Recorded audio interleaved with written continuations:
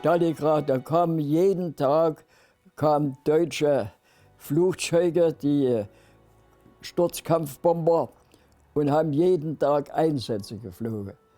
Früh am Morgen kamen die an und sind nach Stalingrad und haben ihre Bomben abgeschmissen und dann zum Teil auch in die eigenen Reihen und sind dann wieder zurück. Und das jeden Tag.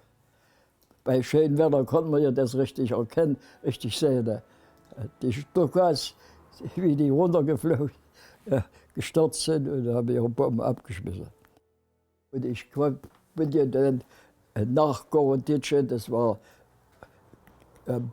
Goroditsche Bach oder wie das nämlich war, wo ich dann zum Stab gekommen bin. Wo es hieß, ja, du kommst jetzt du musst zum Stab.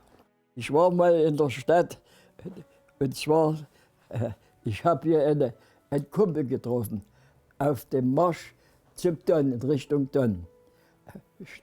Kamen wir an einen Ziehbrunnen vorbei. Ziehbrunnen war einzige Wasserquelle, war günstig. Und da kam ein Jeep gefahren, 3 Mann drin, und wie die den Stahlhelm abnehmen, so dachte ich, Mensch, den kennst du doch, ja. Da war das ein Bekannter von mir. Das war mal unser HJ-Fähnleinführer gewesen. Der war Schulleiter in so einem Nachbarort, wo ich gewohnt habe. Und sein Bruder war Schulleiter bei uns, wo ich in die Schule gegangen bin. Ja, wir waren gut befreundet. Und dachte ich mir, tatsächlich, das war Erich Peter, hieß der. Er sagt, ich besuche dich. Der war bei der Nachrichtenabteilung, war motorisiert und hatte auch ein Fotoapparat bei sich gehabt. Und da sagte er mir, wenn ich Gelegenheit habe, besuche ich dich. Und das war dann, bevor ich zum Stab kam der mal zu mir und sagte, da ist noch einer aus meinem Ort hier in unserer Division, der ist bei der Artillerieabteilung. Wir treffen uns mal, sagte der. Ich habe gesagt, ich komme zum Stab, da wirst du mich hier nicht mehr erwischen. Da kam der zum Stab und hat gesagt, komm, du dich mal abmelden, wir fahren einmal los.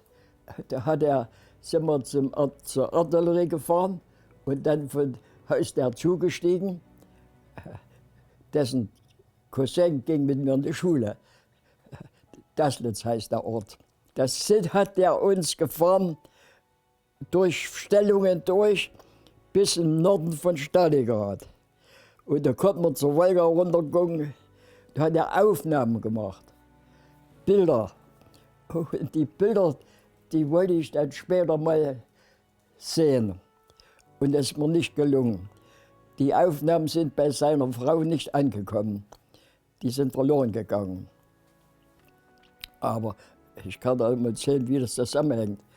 Und das war ein Kumpel, den ich da gesehen habe.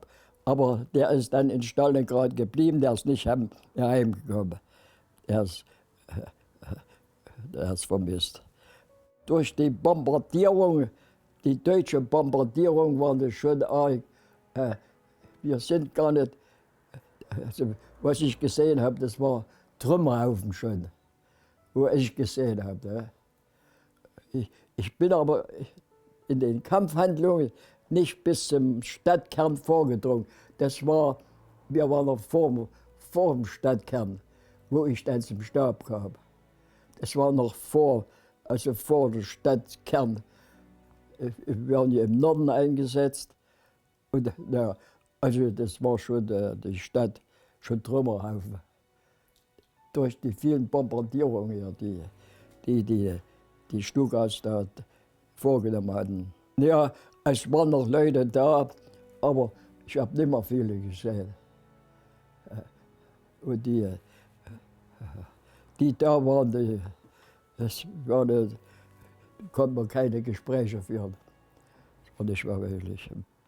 Also, wir hatten jetzt selber nicht viel zu essen. Aber wenn wir manches, da hat man ihm was gegeben, ne? Wenn man das Elend gesehen hat. Ein großer Reichtum hast du nicht gesehen. wir hatten aber selber wenig zu essen. Ja. Die Verhältnisse zur Bevölkerung, die waren nicht unfreundlich. Nein, kann ich nicht sagen. Eine, die wollen ja auch überleben.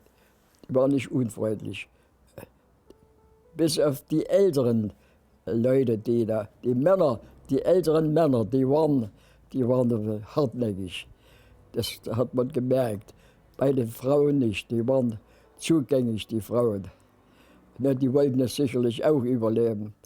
Aber die Männer, die alten Männer, es waren ja bloß noch Ältere da, die waren schon ein bisschen feindselig eingestellt. Das hat man festgestellt. Ja, also nicht als Menschen behandelt, nicht irgendwie, die haben wir als Mensch gesehen, die Leute, nicht als Gegner.